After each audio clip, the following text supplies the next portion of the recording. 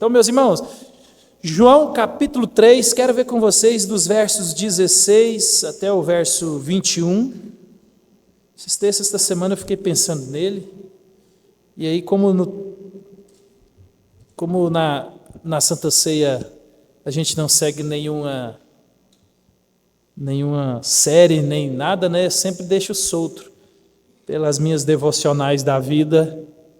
E aí, essa semana eu pensei bem nesse texto, queria compartilhar com vocês. Um texto que nós já conhecemos, mas é sempre bom a gente rever aquilo que Deus tem para nós, né? Então, João capítulo 3, dos versos 16 até 21, diz assim: Porque Deus amou o mundo de tal maneira que deu seu Filho unigênito, para que todo aquele que nele crê não pereça, mas tenha a vida eterna. Porquanto Deus enviou seu Filho ao mundo, não para que julgasse o mundo, mas para que o mundo fosse salvo por ele. Quem nele crê não é julgado. O que não crê já está julgado, porquanto não crê no nome do unigênito Filho de Deus. O julgamento é este: que a luz veio ao mundo e os homens amaram mais as trevas do que a luz, porque as suas obras eram más. Pois todo aquele que pratica o mal aborrece a luz e não se chega para a luz, a fim de não serem arguidas as suas obras. Quem pratica a verdade aproxima-se da luz, a fim de que as suas obras sejam manifestas porque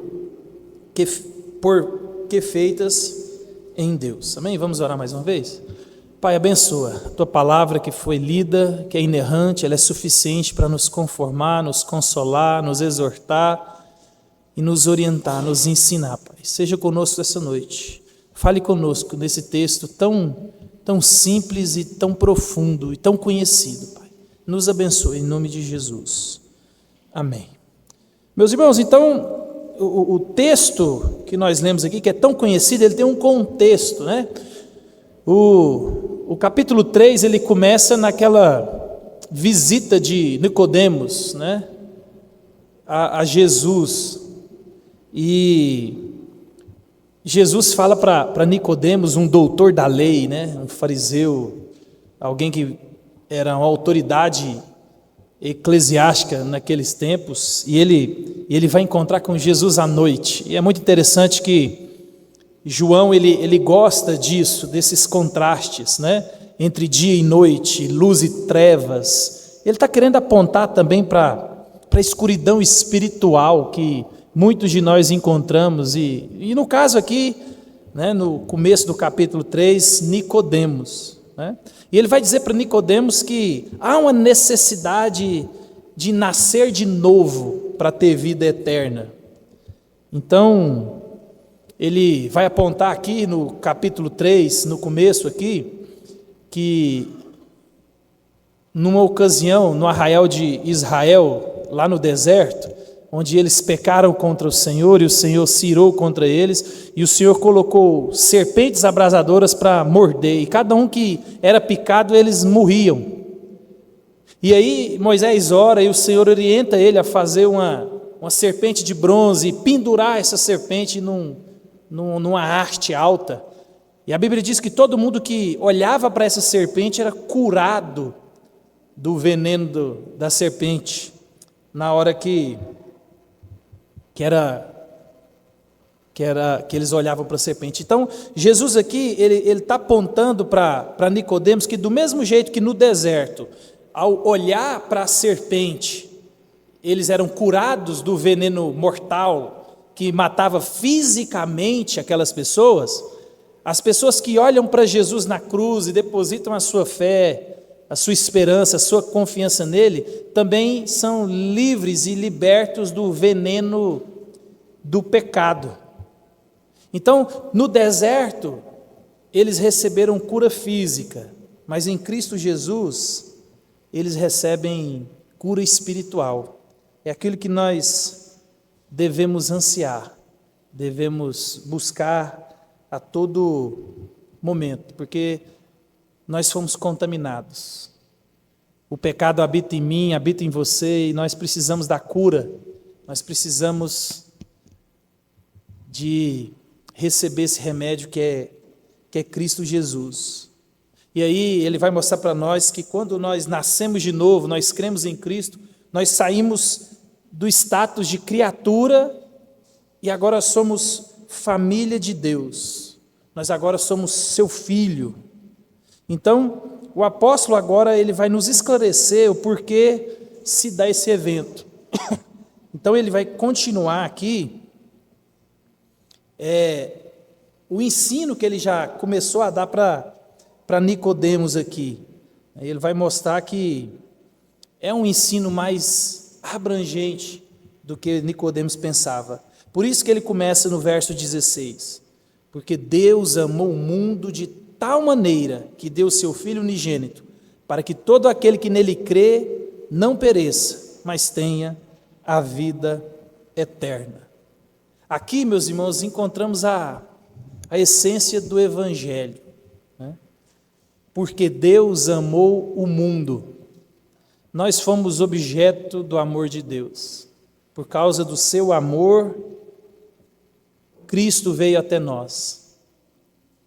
Essa é a boa nova. Cristo veio nos resgatar. Porque Deus amou o mundo, é a origem da salvação do homem. É onde reside todo esse sacrifício que Cristo empreendeu por mim e por você. E a essência disso tudo está no amor de Deus, meus irmãos. Deus, ele é amor, Deus, ele é fonte inesgotável de amor. Esse Deus amou o mundo a ponto de se entregar. Então, o amor de Deus se manifestou de uma vez por todas, de maneira gloriosa, por mim e por você, para que todos aqueles que olhassem para Jesus, crescem em Jesus, descansassem em Jesus, tivessem vida eterna. E aqui, essa conjunção para aqui, vai mostrar a causa, o porquê disso, né? Por que Deus envia a salvação que é Cristo Jesus? Para que eu e você tenhamos vida eterna. Então, esse é o motivo da vinda de Jesus, para que nós pudéssemos ter vida. Vida agora, como eu já disse na própria carta de João, né, no Evangelho, vida abundante. Mas somente aqueles que depositam a fé em Jesus, meus irmãos, estes são os únicos que recebem esse dom. Então Deus amou quem? O mundo. Esse é o objeto do grande amor de Deus, foram as pessoas. Apesar de eu e você sermos pecadores e estarmos expostos ao julgamento, nós somos carentes da graça, da misericórdia e da salvação de Deus. Eu e você temos que ter essa consciência. A imagem de Deus, de certa maneira, ainda está refletida nos filhos do homem. Por isso que nós fomos objeto do amor de Deus. Um mundo cheio de pecado, homens, mulheres, crianças, rebeldes. E Deus olha para mim, para você, e vê que sem Ele nós não teríamos condição nenhuma de resolver o nosso problema. Por isso que Deus amou o mundo, e o mundo é o objeto do amor de Deus. Então, mesmo que esse reflexo foi manchado, maculado, né, que é a imagem de Deus no homem, Deus ainda nos resgata, Deus ainda nos amou. E no mundo aqui, meus irmãos, João ele se refere a toda a humanidade caída. Aqui ele abrange todas as pessoas, todas as línguas, povos, nações, não somente judeus, como eles pensavam na época, né? Os judeus achavam que a salvação viria somente para eles, mas Deus não. Deus, no seu plano redentor, maior, amoroso, Ele inclui todas as pessoas de todas as línguas, povos e nações. E a Bíblia diz que Ele amou o mundo de tal maneira. Então, aqui aponta para a imensidão do amor de Deus. Deus nos amou de tal maneira.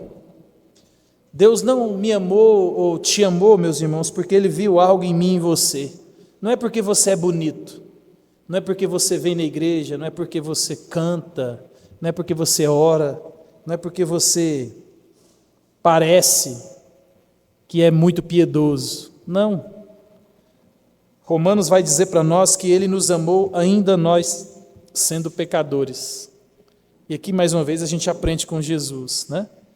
Às vezes eu e você gostamos de corresponder amorosamente só quando nós temos lucro ou quando nós amamos demais, porque o objeto do nosso amor tem valor para nós.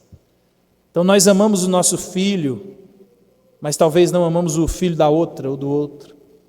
Nós amamos as coisas que nós amamos, porque nós colocamos nela valor, sentido. Mas Deus não. Deus, quando Ele olhou para nós, Ele olhou e viu a raça humana rebelde, pecadora, em rebelião contra Ele. Não tinha nada em mim e em você que atraísse a Deus. Muito pelo contrário. Deus, Ele não pode entrar em comunhão com o pecado. Eu e você, nós somos de todo o pecado. Nós pensamos e pecamos, nós falamos e pecamos, agimos e pecamos, né? Então, esse Deus, Ele amou um povo rebelde que estava em inimizade contra Ele. E Ele morreu por quem não merecia. Talvez eu e você morreríamos por quem a gente ama, com certeza, principalmente nós que somos homens, né? Eu vejo direto aí na internet pessoas fazendo pesquisas, né? Se a morte chegasse para você, e eles gostam de fazer muito isso com mulher, para mostrar que o homem, ele está no instinto dele de protetor, e ele vai até dar a vida, né? E pergunta para as mulheres, se a morte chegar em você e falar, ou você ou seu marido, ou você e seu namorado, quem que vai? Aí as mulheres, 100% das entrevistas, é lógico que é o homem. E aí quando eles vão perguntar para os homens falam, sou eu que vou morrer, eu que protejo, né? Mas a gente faz isso porque nós, de certa forma, amamos alguém ou algo, ou amamos até nós mesmos, mesmo que eu vá morrer, mas o meu legado é de alguém corajoso que deu a vida por alguém, né? A gente chega a ponto de nos orgulhar dos nossos atos. Então observe, a gente vai fazer uma coisa boa, mas pensando em nós mesmos, né? As pessoas gostam dessa palavra, deixar um legado. Então, meus irmãos, Deus, Ele não viu nada em mim e em você. O próprio Paulo, lá em Romanos 5, vai dizer assim, ó, dificilmente alguém morreria por um justo, pois poderá ser que pelo bom alguém se anime a morrer, mas Deus prova o seu próprio amor para conosco pelo fato de ter Cristo morrido por nós, sendo nós ainda pecadores. Então observa, meus irmãos, não é porque eu fiz algo, Deus me amou, agora você merece. Não, Deus me amou, Deus te amou, nós sendo quem nós somos. E a partir disso, não tem como eu e você não responder de maneira voluntariosa, amorosa e nos entregar a Deus. Se você fizer uma leitura honesta de você, você não se salvaria, com certeza. Se você fizer uma avaliação honesta de você, talvez você não casaria com você. Então, meus irmãos, quando a gente olha para a realidade de um Deus que me conhece e te conhece na totalidade daquilo que nós realmente somos, daquilo que nós pensamos, e coisas que talvez nós mesmos nem pensamos quem nós somos de verdade, mas esse Deus nos conhece de maneira completa, e Ele olhou para mim e para você, e Ele dispensou o seu amor. E a gente não valia nada, mas Deus, Ele provou o seu amor fazendo antes mesmo que eu e você pudéssemos ser alguma coisa. Deus, Ele colocou valor em algo que não tinha valor. Lembra, nós éramos filhos da desobediência, nós éramos separados de Deus, filhos da ira, nós não éramos nada. Quando a gente era menino, falava que era o cocô do cavalo do bandido. Então, para falar assim, não tem vez. E às vezes a gente acha que é alguma coisa. Às vezes a gente acha que é até o ponto fraco de Deus. Acha que Deus está fazendo uma obrigação de nos salvar. E não é assim, meus irmãos. Esse Deus é um Deus amoroso. E aqui Ele dispensa o seu amor a um mundo caído. E Ele provou o seu amor dando o seu Filho unigênito. Essa aqui foi a dádiva que Deus nos deu. Seu Filho, o único Filho. E ao dar aqui, Ele deve ser entendido aqui, entregar para morrer como uma oferta pelo pecado. Deus olha para mim e para você, não vê nada de bom em mim, em você, e mesmo assim Ele entrega o seu Filho unigênito para sofrer, morrer e aplacar a própria ira de Deus no meu lugar e no seu. Deus não só nos amou, meus irmãos, mas Ele tomou o nosso lugar. Olha que maravilha. Por isso que eu e você devemos responder com alegria, com devoção, com piedade, com voluntariedade. Deus, Ele fez tudo por mim e por você. Ele se entregou para que eu e você pudéssemos ter vida. Ele tomou um lugar que era meu e seu. Às vezes, quando a gente abençoa as pessoas, normalmente a gente faz daquilo que sobra, né? A gente, quando dá dinheiro, dá do que sobra. Quando a gente dá tempo, dá do que sobra. Quando a gente dá coisas, dá do que talvez nem serve para nós mais. A gente é assim, infelizmente. Mas Deus não, Deus dá o seu único Filho. Além de nos salvar, Ele dá o melhor para sofrer uma consequência que era minha e era sua. Por isso que o próprio João vai dizer assim, ninguém tem maior amor do que este, de dar a alguém a própria vida em favor dos seus amigos. Então, Deus amou o mundo de tal maneira que deu seu Filho unigênito, para que todo aquele que nele crê. Então, o objeto desse amor, meus irmãos, são todos aqueles que nele creem, são todos aqueles que depositam a sua fé e esperança em Cristo Jesus. A oferta de salvação aqui ela é universal, para todas as pessoas. Ninguém fica de fora. O Senhor nos chama a anunciar o Evangelho, proclamar as boas novas para todo mundo. Ninguém é para ficar de fora dessa maravilha aqui. É por isso que Jesus, no sermão lá, Ele vai instituir para mim e para você o ide. Ele vai dizer, ide, fazei discípulos de todas as nações, batizando-os em nome do Pai, do Filho e do Espírito Santo, ensinando-os a guardar todas as coisas que vos ordeno. E eis que estou convosco todos os dias até a consumação do século. Eu e você temos essa responsabilidade de estender a graça, a misericórdia, a bênção da vida eterna que nós encontramos em Cristo. Lembra? Cristo é quem é o missionário aqui. Cristo é quem sai ao nosso encontro. Foi Deus que amou o mundo, foi Deus que enviou seu Filho, foi Deus quem veio ao resgate do perdido. Por isso que eu e você, meus irmãos, temos que levar essa mensagem constantemente. Eu já ouvi, você talvez já ouviu. Não, daqui um dia eu volto para a igreja. Não, daqui um dia eu me acerto com o Senhor. Meus irmãos, se nós tivéssemos tanta convicção da certeza que a gente pudesse marcar esse dia da volta, né, para que a gente pudesse voltar para a igreja e acertar as nossas pendências com Deus. Se a gente tivesse esse controle todo, mas às vezes as pessoas têm. E as pessoas não depositam a fé esperada. Então Deus, Ele manda o seu Filho para que todo aquele que, ao ouvir a oferta da salvação, descansa nele. Para quê? Para não perecer.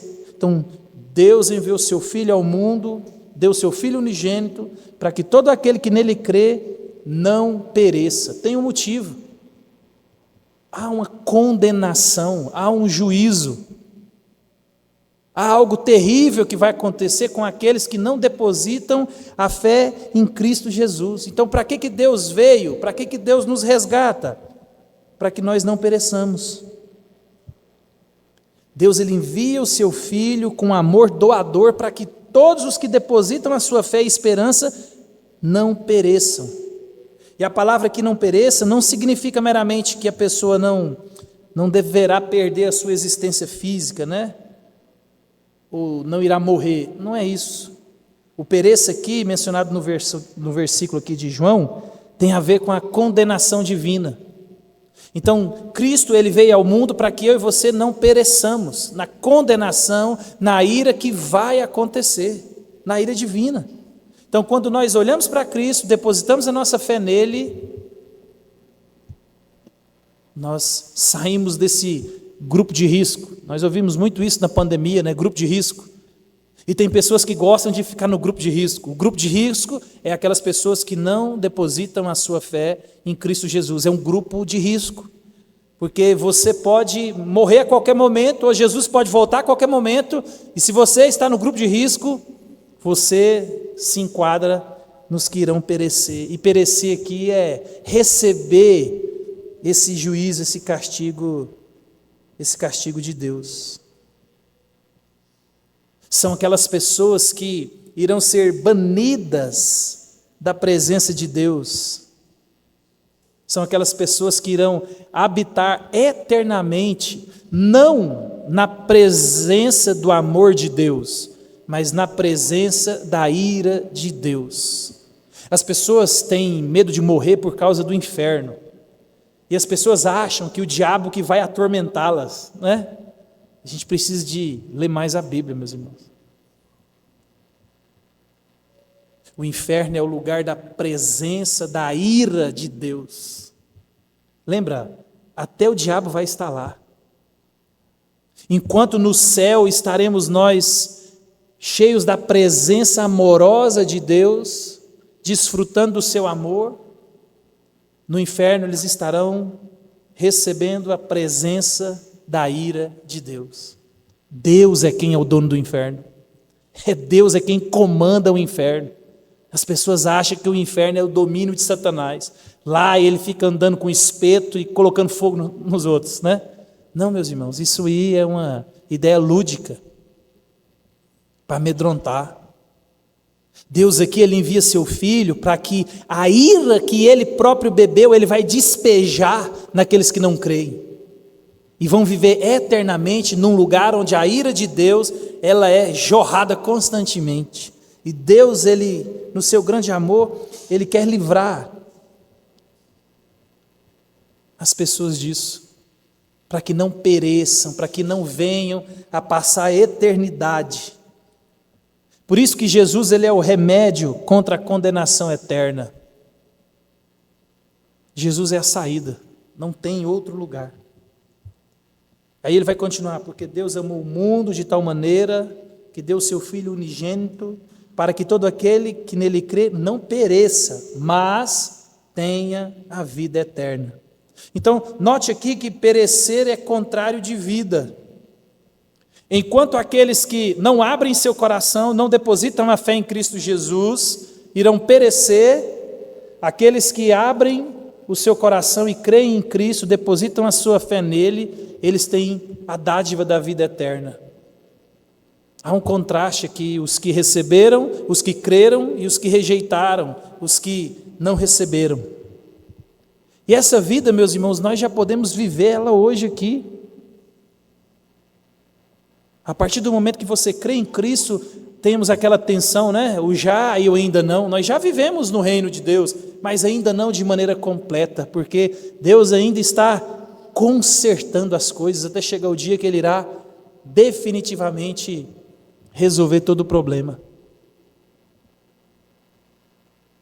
E aqueles que olham para Jesus e depositam a sua fé nele, já podem experimentar esses aspectos da vida, esses aspectos da salvação, essa tranquilidade de saber que existe um Deus todo-poderoso que zela por mim, zela por você. Por isso que nós podemos constantemente afirmar como Paulo: para mim o viver é Cristo e o morrer é lucro. Mas nós devemos fazer essa afirmação, meus irmãos, entendendo que de fato viver é Cristo e morrer é lucro. E será que nós temos vivido Cristo para que possamos ter certeza que a morte é uma recompensa para nós? Porque a única coisa que a morte pode fazer na vida de um crente genuíno é nos dar uma carona para a eternidade.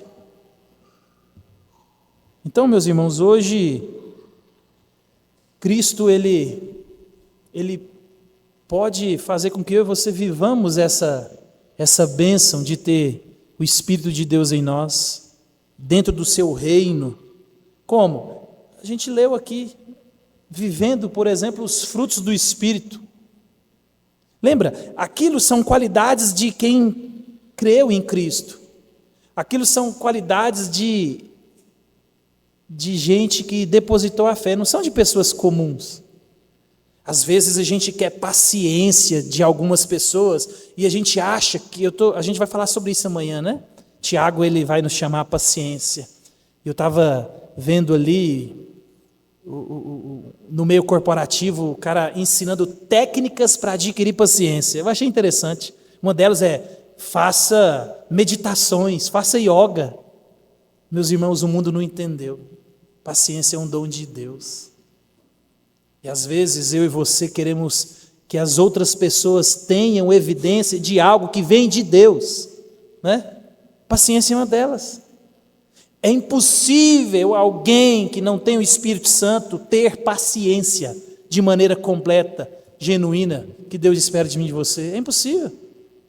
É impossível essa pessoa ter alegria, longanimidade, benignidade, mansidão. E quando eu e você cremos nesse Cristo que nos salvou, nós já podemos experimentar, ter esses vislumbres daquilo que um dia iremos experimentar de maneira completa. Meus irmãos, eu fico às vezes pensando como deve ser pensar sem pecado. Deve ser bom demais. Porque às vezes eu começo a pensar e meus pensamentos são até puros, mas de repente, aí eu já começo a sujar meus pensamentos. Aí eu falo: oh, meu Deus, miserável homem que sou. Mas vai chegar um dia onde os meus pensamentos, as minhas ações não serão maculadas pelo pecado.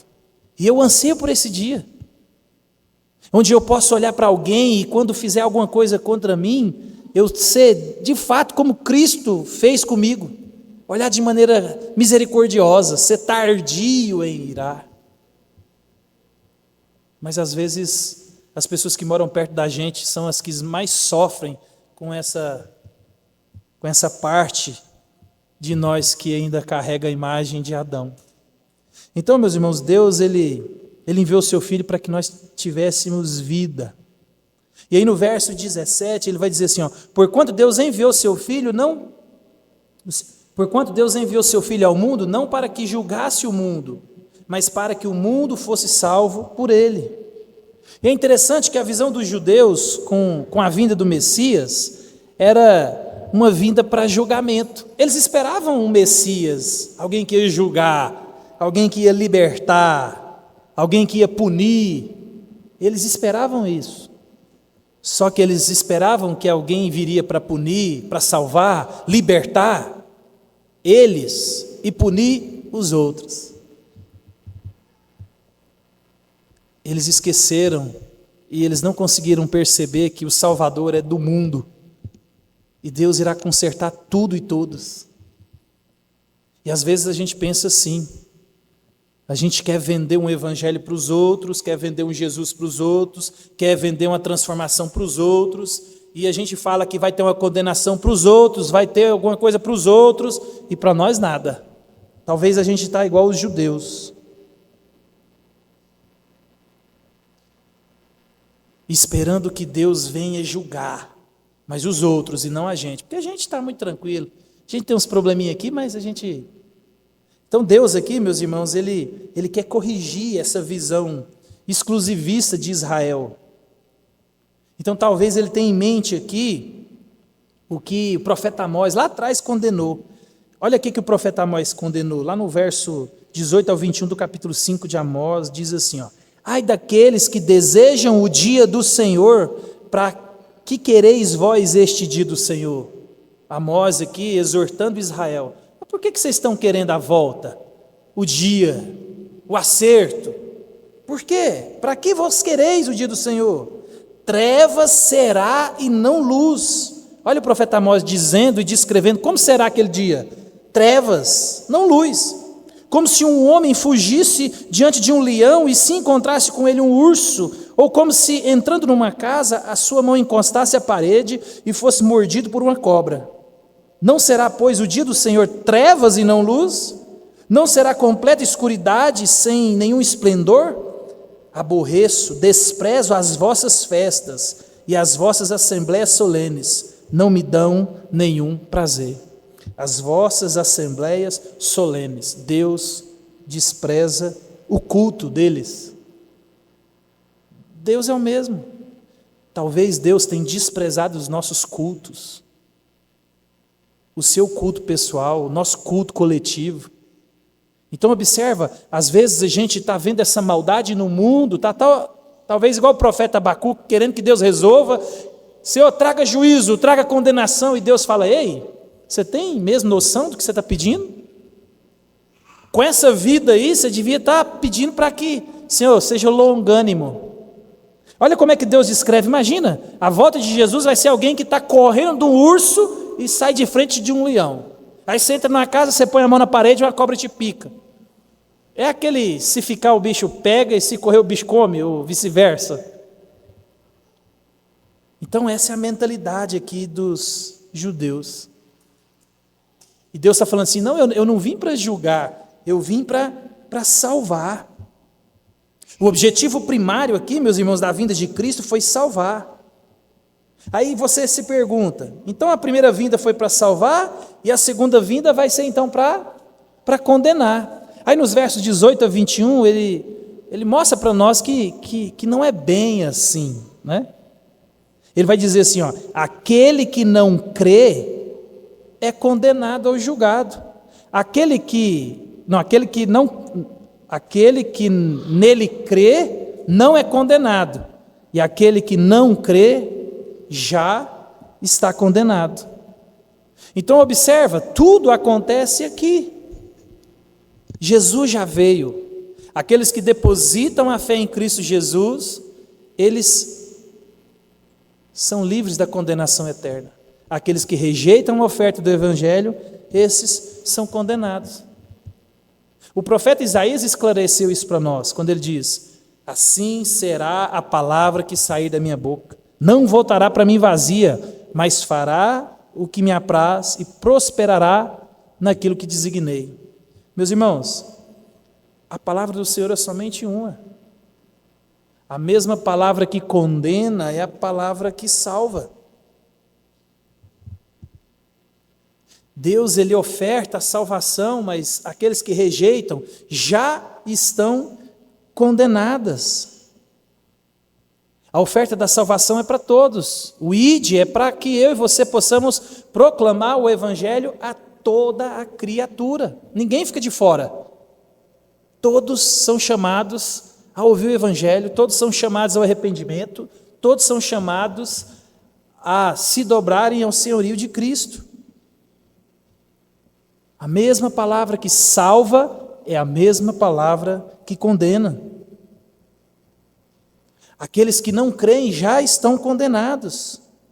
Um autor que eu li diz assim, ó, o que ama a escuridão que oculta, não há luz que revela. Tem gente que gosta do mundo. Tem gente que tem prazer no mundo. Tem gente que maquina as coisas desse mundo. E aqueles que amam os prazeres de andar na escuridão, eles sempre vão rejeitar a luz. E esses que rejeitam a oferta do Evangelho já estão condenados. Aquele que foi enviado em amor, quando eles não olham para Cristo nessa perspectiva, o amor se converte em juízo para eles. Por isso que o verso 20 diz assim, ó, pois todo aquele que pratica o mal aborrece a luz e não se chega para a luz, a fim de não serem arguidas as suas obras. Veja, o capítulo 3, João gosta desse trocadilho de luz, escuridão, dia. Então, o próprio Nicodemos, com medo das reações das autoridades, ele vai até Jesus às escondidas. Ninguém pode ver o que eu estou fazendo aqui, Jesus. E João aqui ele está dizendo que aqueles que não se achegam na luz é porque eles sabem que as suas obras serão vistas. Existem pessoas assim. Existem pessoas que não chegam perto de igreja, que não chegam perto de crentes, é porque na consciência deles, eles sabem que vão ser expostos, vão ser pegos. Então, o melhor jeito de resolver esse problema é mantendo distância. É melhor ficar aqui. E aí você nunca se aproxima da luz. Você não se aproxima de Jesus, que é a luz do mundo. É o único capaz de nos tirar das trevas. São pessoas que estão sempre evitando a luz, evitando o confronto, evitando o arrependimento, evitando de fato a conversão. Essas pessoas nunca leem a Bíblia, não querem frequentar a igreja. Na verdade, elas nem pensam em Deus. E no fundo, o que eles odeiam é a luz, que é Jesus. E esses já estão condenados. Por isso que elas não seguem a luz, elas se mantêm nas trevas e na escuridão. Vivemos tempos terríveis. A Janinha estava fazendo um curso hoje, eu participei da aula, curso de aconselhamento bíblico. Meus irmãos, está acontecendo coisas terríveis no mundo, onde eu e você, parece que a gente precisa de apertar F5. A pessoa lá estava contando um caso para nós de uma mãe de homossexual, que ela é barriga de aluguel do casal, porque são dois homens, querem viver juntos, querem ter filhos e não podem. A mãe empresta a barriga para gerar um filho dessa coisa, desse fruto do pecado. Olha que ponto nós chegamos. As pessoas estão tão envoltas às trevas que conseguem achar isso normal. Uma mãe empresta a sua barriga para um filho gerar de um casamento entre duas pessoas do mesmo sexo. E a pessoa falou, não, isso já está constante. Aqui no Brasil já acontece muito e no mundo tem acontecido bastante. Eu quase que caí para trás, eu quase que falei assim, gente, para que eu quero descer. Parece que nada me surpreende, não me surpreende ainda. O homem ainda tem o poder de me surpreender. Isso é... E a dinâmica da pessoa estava contando para nós é porque ela é uma servidora pública. Olha para você ver o problema que o pecado causa na sociedade. Ela é uma servidora pública e ela é responsável por liberar o auxílio maternidade, o auxílio Natal lá dos 4 meses. E aí chegou lá e ninguém sabe como é que resolve, porque ela não é mãe, é uma barriga de aluguel. E ninguém sabe como é que resolve lá, e está parado. Eu falei, gente, olha, a gente acha que não tem problema, mas tem, olha que desenrola. E ela falou, não, até agora ninguém resolveu, ainda está travado aqui porque a gente não sabe. Porque de fato no documento lá não é mãe, né? Que vai, olha o que o pecado vai fazendo na vida, na sociedade. Vai colocando situações onde a gente não sabe resolver, porque não tinha nem que chegar nesse ponto, né? Não tinha. Então, meus irmãos, é isso que essas pessoas fazem. Essas pessoas rejeitam a luz e vivem e andam nas trevas. Aí no verso 21 vai dizer assim, ó, quem pratica a verdade aproxima-se da luz, a fim de que as suas obras sejam manifestas, porque feitas em Deus. Aquele grupo, meus irmãos, que detestam a luz, que quanto mais distante, melhor, mas também existe um grupo que ama a luz. Esse grupo cada vez mais se achega à luz. Esse grupo que ama a verdade cada vez mais se coloca debaixo do luzeiro que é Cristo Jesus. Apesar de minhas obras, as suas obras não serem perfeitas, nós ainda continuamos nos aproximando da luz que é Cristo Jesus. João aqui está dizendo que aqueles que olham para Jesus, creem em Cristo, eles se aproximam cada vez mais e mais da luz. E quanto mais perto eu e você estamos da luz, mais eu e você conseguimos enxergar a sujeira que há em mim e você. Então, se você quer se conhecer, se chegue cada vez mais perto da luz que é Cristo, que é a sua palavra. Eu e você só podemos nos conhecer e conhecer quem realmente nós somos quando nós conhecemos a santidade de Deus. Esse Deus que é santo, que Ele não se envolve com o pecado, que é luz, Ele nos chama a um relacionamento, onde essa luz ilumina a minha vida, ilumina o meu caminho, ilumina o meu coração, abre a minha mente, abre os meus olhos, para que eu possa entender espiritualmente quem eu sou e de que eu preciso. Por isso que aqueles que amam a verdade, cada vez mais se achegam à verdade. Há uma necessidade, meus irmãos. E João aqui nos chama a nos voltar para Cristo constantemente, porque é isso que ele diz. Quem pratica a verdade aproxima-se da luz. Nós devemos constantemente viver a verdade. Do mesmo jeito aqui que Jesus ele convidou Nicodemos a sair da escuridão da noite e vir para a luz do dia, nós aqui essa noite somos convidados para que nós saiamos também da escuridão, dos nossos pecados, dos nossos medos, dos nossos anseios, dos nossos segredos e possamos viver na luz. Eu gosto muito da ilustração do curso de casais, né? De quando alguém está escondendo alguma coisa, né? Ele coloca a imagem da bolsa e ninguém pode descobrir o que está acontecendo. Spoiler. E a gente faz isso. Quando a gente tem segredos, a gente distancia das pessoas. Porque o meu segredo vai ficar vulnerável.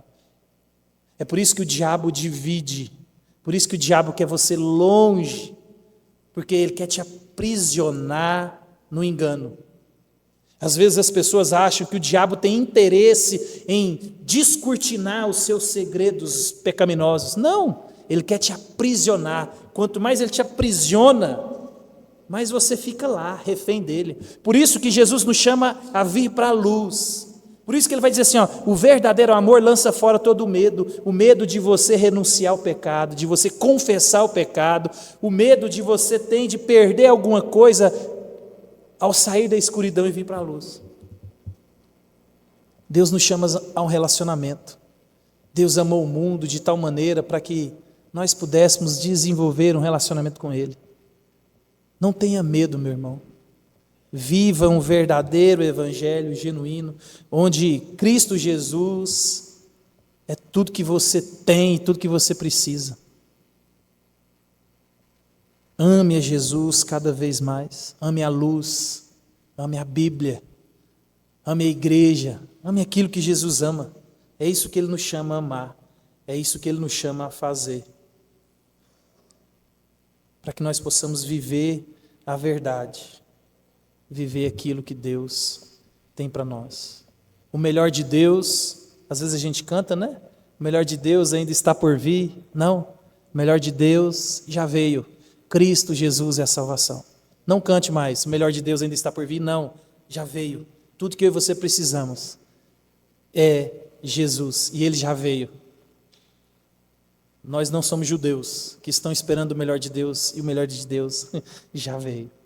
Então, crê em Jesus. Foi por isso que Ele Ele saiu da sua glória, se fez homem, se humilhou para que eu e você pudéssemos ter vida, vida eterna, relacionamento. Amém?